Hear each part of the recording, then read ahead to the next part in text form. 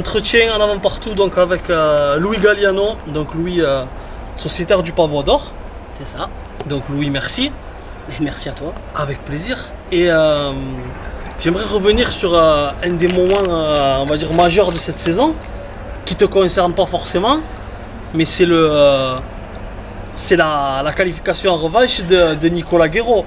C'est un bon moment, un grand moment et un bon moment que vous lui avez offert. Comment ça s'est réalisé tout ça d'ailleurs? Alors bon, ça s'est goupillé. Déjà, ça fait un moment qu'on voudrait que Nicolas nous fasse quelque chose depuis tant d'années qu'il est dans les joutes. Voilà, le moment, on va dire, s'y est prêté, mais tout bêtement en fait, parce qu'à l'annonce sportive, il s'avère que tout le Pavois d'Or, on était 4 du Pavois d'Or contre Nicolas Guéraud, voilà, de fil. Et les gars, pourquoi pas il le fera jamais sinon, pourquoi pas y faire le jeu, il fait une revanche, il est content, il le mérite surtout, parce que c'est quelqu'un qui mérite énormément de choses, c'est un puits de connaissances lui aussi dans les joutes. C'est un jouteur qui est passionné par ce qu'il fait. Présent au jury quand il ne doit pas y être aussi des fois. Oui, comme par exemple, autour de la lance sportive Les Lourds le dimanche, où au final, au dernier moment, il a fait encore jury, donc c'était plutôt cool. Et donc on était avec son cousin, on est sur la barque, et donc on entend Guéraud Nicolas à la rouge, Galliano à la bleue. On se regarde avec son cousin, on se dit on le fait, on y fait le jeu. Allez, ben go. Et mon frère était derrière, on y a tous fait. Alors le souci, il a eu du mal. Il a eu énormément de mal. Alors 3 coups de lance, il est tombé 2 fois, la 3e il perd la lance, enfin catastrophique. On a de la chance que ce jour-là le jury était très compréhensible aussi.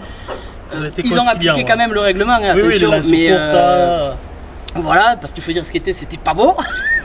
Mais voilà. Ta position à toi sur la passe. Ah ouais, ça c'est pas montré dans les écoles. Mais non, c'était énorme quoi. Au moment où ils annoncent Guéraud qualifié de revanche, le cadre en fou, il y en a qui ont sauté à l'eau pour aller le saluer, enfin, c'était juste énorme. C'est quelqu'un qui le mérite amplement, il le mérite, mais il n'y a pas de mots quoi. Bon, par contre, le point positif négatif, c'est que celui qui va l'avoir en Coupe de France l'année prochaine, aïe aïe aïe pour lui, parce que là il va arriver comme ça le Guéraud. Il va prendre. Il n'y a pas d'ironie dans tes propos. Ah non, là il va arriver comme ça, il va là. Alors justement, on parle de cette saison en senior. Si on revient sur la tienne, il me semble que tu as été déjà moins présent sur les tournois que les années précédentes, non? Oui, ça fait maintenant quelques années, ça fait 2-3 ans que des tournois j'en fais de moins en moins, je fais déjà ceux de 7, c'est déjà pas mal. Et puis l'envie, un peu moins envie, comme on en a discuté, les mentalités qui changent, ça donne moins envie. Puis le temps, les tournois ils sont tellement longs, c'est énorme, on est beaucoup trop par barque. Beaucoup trop par barque, des tournois qui finissent à des... Je crois que cette année, le tournoi le plus court, un senior, il a dû finir à quelle heure? Aller 19h30. C'est pas possible à un moment donné. Et puis bon, on va dire que cette année, les joutes, c'était vraiment... Je m'y suis inscrit un peu à la volée quoi, cette année. Voilà, j'ai envie de faire quelque chose, bien sûr, puisque je pars du principe où du moment qu'on s'inscrit, on s'engage à fond. Mais non, cette année, vraiment, pas trop l'envie. L'année prochaine, normalement, j'aurai un peu plus de temps. Je pourrais m'y mettre un peu plus, parce que j'aimerais... On fait que me dire, t'es gros, normalement avec ton poids, tu dois tout gagner, machin. Ouais, mais je suis gros et je suis nul, alors comment ça s'est fait? Et non, mais j'aimerais, là, j'ai envie vraiment un peu plus de m'impliquer. Est-ce que, je te coupe, nul, je pense absolument pas. Est-ce que peut-être c'est pas un trait qui te caractérise même dans la vie? Trop gentil. Exactement. Ça se ressent sur le plancher. C'est ça, j'arrive pas à m'énerver comme il faut. Mon cerveau, il faudrait que je le prenne et que je le pose au pied et j'y arrive pas. Et c'est mon souci. Mais là, ça va s'y remettre. On a un marchadier, Jean-Pierre, qui va nous reprendre les entraînements. Discret mais très bon shooter.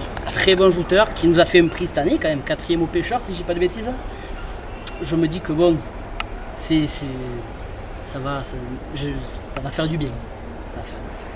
Alors, un fait marquant aussi de ta saison, même si c'est pas du tout la saison, mais tu vas comprendre ce que je veux dire, tu as ajouté contre ta chérie. Oui. Alors raconte-nous ce moment et comment il s'est présenté aussi. Alors ça s'est présenté comment je devais aller m'entraîner avec l'avenir tout simplement. Il s'avère que ma chérie finissait de bonne heure le travail. Et comme je suis souvent avec José Ramon, on en parlait, etc. Le photographe. Voilà, le photographe, ça serait bien qu'un jour si j'ai l'occasion d'essayer de trouver une société qui peut me faire jouter contre ma chérie et tout. Pour immortaliser tout ça. Voilà. Et j'appelle Geoffrey Brochoriou. Je demande, écoute, ça te dérange pas, ma copine elle vient, on fait une passe juste et voilà, il me dit ah, pas de souci. Et c'était vraiment rigolo parce que je n'aurais jamais imaginé courageuse à ce point-là de monter là-dessus, quoi. De monter sur la bigue, de prendre les armes et d'essayer de faire quelque chose. Et ce qui était plutôt rigolo, c'est qu'il y avait Anthony Papalardo qui la tenait pour les armes. Et elle me disait, mais il me parlait, je comprenais rien du tout. Je t'ai vu arriver, j'avais peur, moi j'étais mort de rire. Et au moment où je la jette, parce que j'ai voulu essayer d'y faire le jeu, mais j'ai même presque pas eu le temps de la toucher, quoi. Elle est tombée et c'est énorme, quoi. Alors moi je vais pour la rejoindre, je peux plus, je saute dessus, je la tue Pekaira. Le fait rigolo ou pas de la soirée. Est-ce que elle, ça l'inciterait peut-être l'année prochaine de rejoindre les filles? Et par ricochet, ma question forcément qui arrive, est-ce que toi, les joutes féminines, c'est quelque chose pour laquelle tu es pour, tu es contre, ou tu t'en fous complètement? Alors elle non, parce qu'elle considère que la place des joutes, c'est pas pour les filles. C'est pas pour les filles. Elle considère vraiment, pourtant elle n'est pas de cette, elle est de Montpellier, elle considère vraiment que c'est pour les garçons, que c'est un moment pour les hommes aussi, c'est un moment où ils sont entre eux, voilà. Et moi personnellement, je m'en fous un peu, c'est pas, je suis ni pour ni contre. Mais après, il est vrai que si on y inclut les femmes, comment expliquer, c'est un homme n'est pas pareil quand il y a sa femme. Ça serait pas les mêmes choses. Après, rien n'empêche, oui, et c'est ce qu'elles font d'ailleurs très bien en ce moment. Les femmes font leur truc entre elles, et les hommes leur truc entre elles. Que ce soit bien séparé, qu'il n'y ait pas le même jour, qu'il n'y ait pas de. C'est ça. De soucis de cohabitation. Là, cette année, il y a eu elles ont fait la Saint-Louis. C'était plutôt cool, franchement. Voilà, elles l'ont pas fait en même temps que les hommes. Après, elles sont pas nombreuses non plus. Non, moi, j'y vois rien de trop gênant. Alors, tu as débuté les joutes assez tard, me semble-t-il. Oui, à 17 ans. Voilà, 17 ans. Donc, déjà, pourquoi commencer aussi tard? Et qu'est-ce qui t'a poussé et à débuter, et surtout à continuer les joutes? Ce qui m'a poussé... Alors, pourquoi si tard? Ma mère, alors j'habitais pas encore à 7 ans, j'habitais encore à Clermont-Lérault. Et c'est mes oncles qui l'ont tanné. Allez, fais-lui essayer les joutes, fais-lui essayer. J'avais envie d'essayer. Après, c'était pas non plus quelque chose que j'ai absolument faire. Mais allez, pourquoi pas. Donc je fais ma première saison, où j'étais d'abord à la Lance sportive.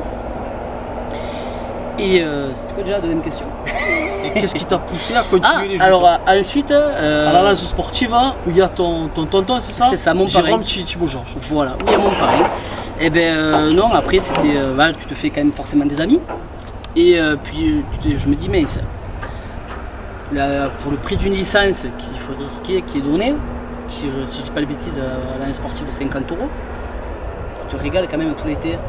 Et puis les déplacements, mais qui sont juste magnifiques.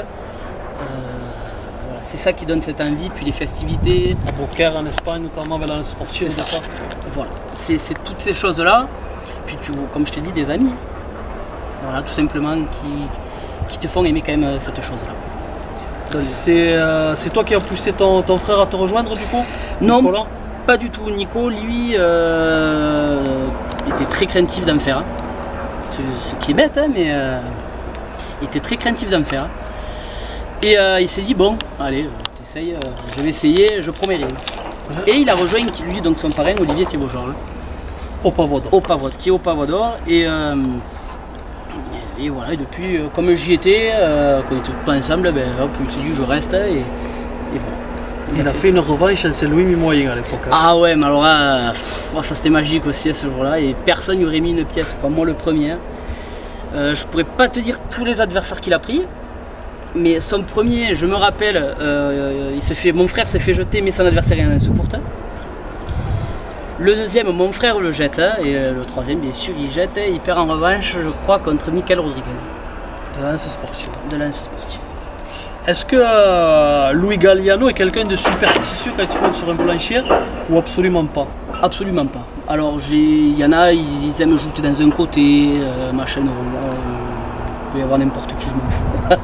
Non, sur ça, on m'a toujours dit, les joutes, c'est question de force. C'est le plus fort qui gagne. Tu as quitté la lance sportive depuis quelques années, tu es maintenant au Pavot d'Or, tu as rejoint donc ton petit frère. Quelles sont tes relations justement avec le président Boud? Ben, c'est notre papa dans la société. C'est le président, le papa, c'est un peu tout. C'est quelqu'un qu'on apprécie tous énormément. Et il fait tellement de choses pour nous, c'est incroyable pour la société. Il fait trop de choses même. Il veut pas se déléguer. Voilà, c'est le petit reproche qu'on lui fait tous, notamment pour la fête du Pavot d'Or, parce qu'il veut tellement s'occuper de tout et que nous on soit tranquille, mais ça le fatigue à lui et il veut pas du tout délaisser. Ton meilleur et ton pire souvenir dans les joutes? Mon meilleur souvenir, alors j'en ai deux pour le coup. Ma première qualification de revanche à la Saint-Louis 2018, où je fais le bouquet avec Théolognos. Et cette revanche pour Nicolas Guéraud, hein, c'était magique de voir les gens. Je le mets dans tes meilleurs souvenirs. Ah, mais bien sûr, c'était vraiment magique. Quand je te dis que les gens, ils étaient contents même de voir Guéraud. Alors il y en a bien sûr, ils se foutaient de sa gueule bien sûr. En attendant, lui il est qualifié de revanche. Il était qualifié de revanche et c'était énorme. Ton pire souvenir? Et mon pire souvenir, c'est à la lance sportive, pour le tournoi de la lance sportive en senior, j'étais au Pavot d'Or à ce moment-là. Je finis 4e et voilà, de perdre sur la dernière marche du podium, quoi, de me dire finir 4e. Enzo Girard, pas des moindres bien sûr. Surtout que je me rappelle, j'étais avec c'est Greff qui finit 2e. Passeron. Il me fait putain, il me fait chier, ça aurait été beau, on n'a rien fait cette année, ça aurait été beau une finale, toi contre moi. Voilà. Ça c'est mon pire souvenir.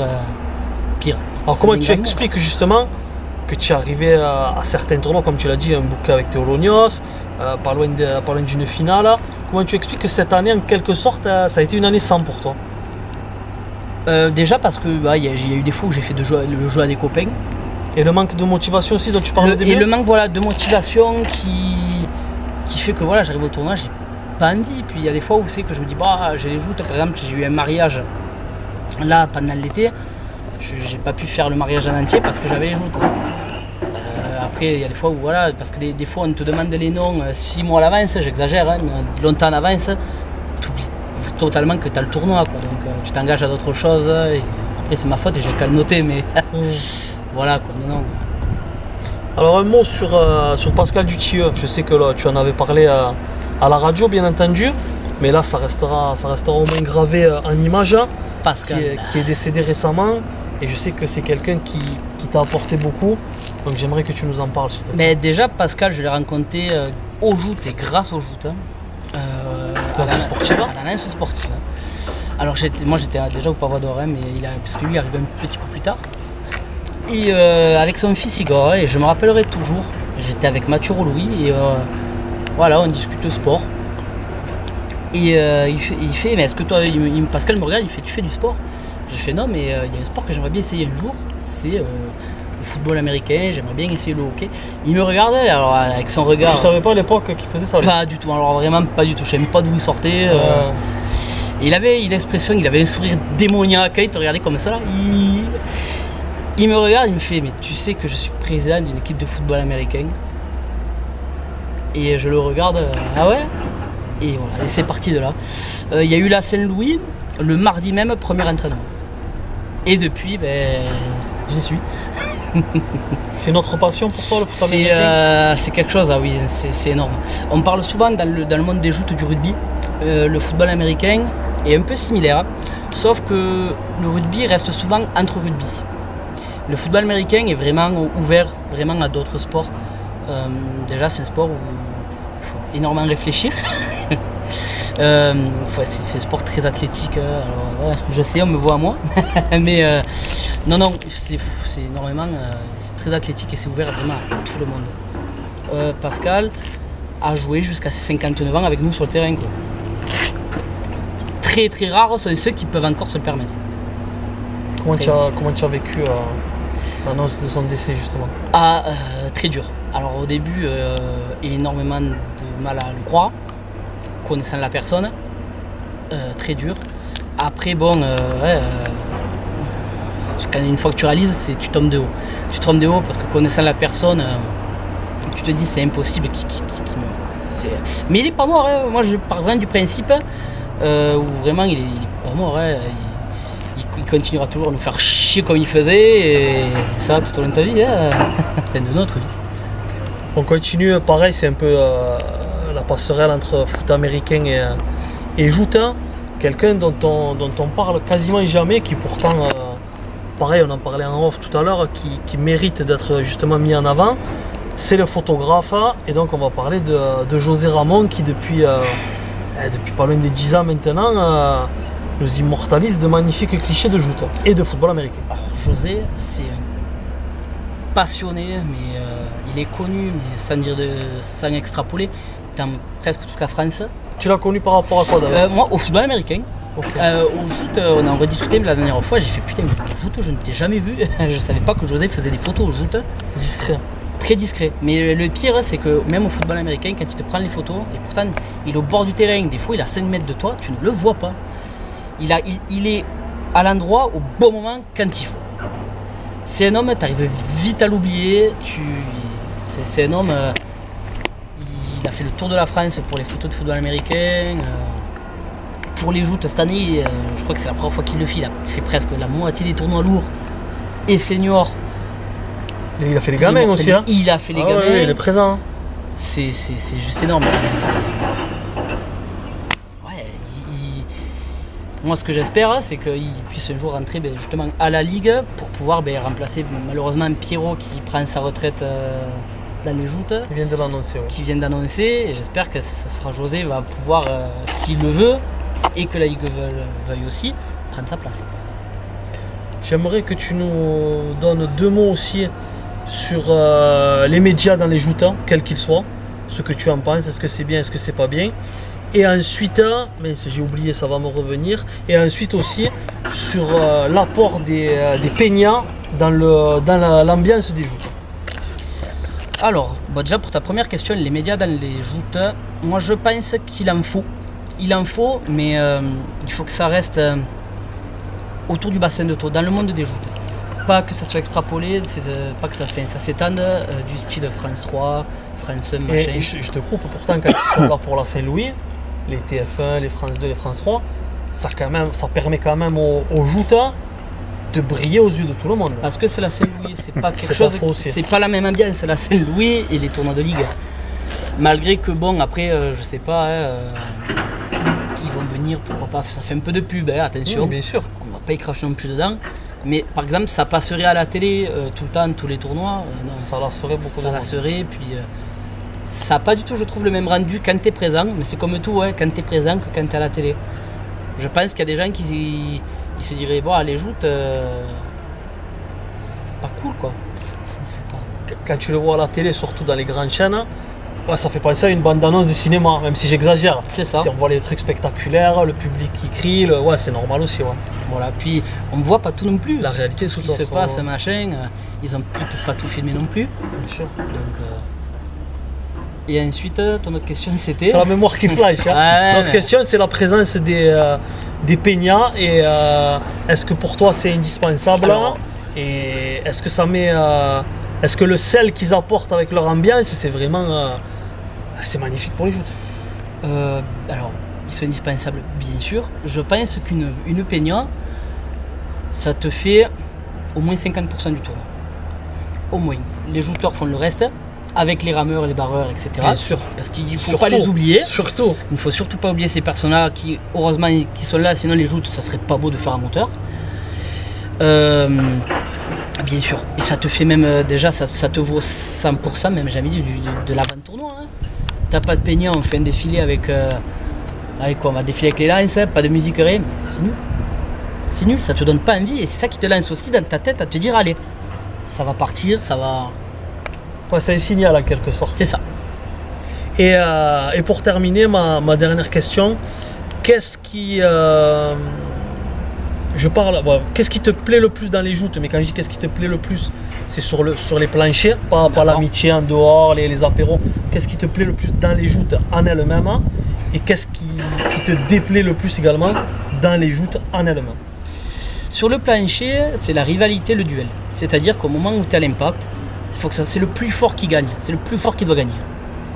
Alors moi qui dis ça, qui ne suis pas un joueur technique, c'est-à-dire moi je laisse pas filer, je sais pas faire, désolé, j'atterris dans la deuxième. Voilà, moi il faut que ça envoie du bois, il faut que ça envoie. C'est vraiment le plus fort. Après, ce qui me déplaît dans les joutes, c'est la mentalité des jouteurs. Des gens qui vont gagner, qui après ils vont totalement changer. Par contre, à contrario, il y en a qui gagnent, ils restent les mêmes du début à la fin. Ça, mais c'est vraiment ça qui me déplaît, c'est les mentalités. Je sais pas si on peut dire devant la caméra, mais c'est beaucoup de mange-merde, hein. C'est un monde de pute. Hein. Et c'est ce monde-là, c'est ces gens qui parlent, qui inventent des choses, qui disent des choses sans savoir. Ça n'a rien à faire dans les joutes. Les joutes, il faut que ça reste, comme c'est souvent dit dans tes vidéos, un amusement. Ça dure 3 mois dans l'année. Pourquoi mélanger le privé, les joutes? Ça sert à quoi? J'ai envie de te dire, c'est un peu comme dans la vie. Il y a des choses. Ah, mais les gens sont cons. C'est la vie qui est comme ça, hein, avec les qualités de chacun et les défauts de chacun. Hein. Mais les gens sont cons parce qu'à ces comptes-là, si par exemple. J'ai même pas d'exemple à te dire. Mais je vois pas l'intérêt de faire quelque chose si pour mettre une mauvaise ambiance. Voilà. Et pour terminer, comme d'habitude, la caméra est à toi. Je te laisse dire le mot de la fin. Le mot de la fin, qu'est-ce que je pourrais dire?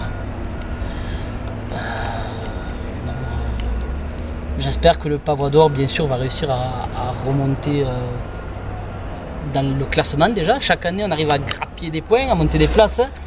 Voilà, j'espère que là aujourd'hui, cette année par exemple, on a eu Jean-Pierre qui nous a fait un prix. Anthony Papalardo qui, avec les bras qu'il a, ce playboy, je sais pas comment il arrive à pas nous péter des tournois. Il a fait 2-3 revanches quand même. Hein. Non, mais il a un net progrès. Hein. Ah mais bien sûr, mais c'est le Pavois d'Or ça. Il faut que les gens ils signent au Pavois d'Or. On n'est pas des champions mais on est là quoi. C'est essentiel. C'est ça. C'est l'amour des joutes avant tout. C'est l'amour des joutes. Ah ben chez nous c'est notre devise. Hein. C'est l'amour avant tout des joutes et les copains, les machins et les joutes ça passe presque au second plan. Hein. Et un dernier petit mot, je m'excuse, j'y pense juste maintenant, parce qu'il était en classe avec moi, c'est un ami de jeunesse. Hein. Un mot sur Olivier Thibault-Georges aussi qui est de ta famille du coup. Mon oncle. Alors, à part qu'il est casse-pied, bon. Non mais il se détache un petit peu des joutes. Hein. Maintenant on sait qu'il ne peut plus jouter, on sait qu'il a encore envie. Il se détache pour éviter de replonger là-dedans parce qu'on sait que sa femme sinon elle va le pendre les cours. Mais non, c'était un très bon joueur quand il était costaud. Après c'est vrai que quand il a maigri c'est plus compliqué. Mais je suis sûr qu'il s'y remettrait vraiment bien. Si un jour il peut, je lui souhaite bien sûr. Ça pourrait faire quelque chose. Très bien, on s'arrête là. Ça a été un entretien plutôt sympa. Sympa, mais surtout improvisé totalement. C'est clair. Écoute, je m'y attendais vraiment pas. On va pas mentir aux gens. Ça se voit d'ailleurs avec le lieu qui est derrière nous. Louis, pour la première fois, a souhaité m'accompagner avec un ami qui est la caméra pour faire une sortie d'Urbex. C'est pour découvrir les lieux abandonnés. Et donc, on s'est dit à la sortie du lieu, on va faire une petite interview improvisée. Et qui ma foi s'est plutôt bien passé. Ouais, plutôt sympa, puis le lieu s'y porte bien, il faut dire. Effectivement. Et c'est plutôt sympathique. Hein. Et qui restera gravé sur internet du coup, et dans nos mémoires. Ah ben, tu vois le machin derrière, ouais, ça fait que graver. Je te remercie mon ami. Mais merci à toi, merci écoute. Et de toute façon on va continuer à se voir pour ça là. Pas que ça, il les joute l'été. Il les joute l'été. Merci à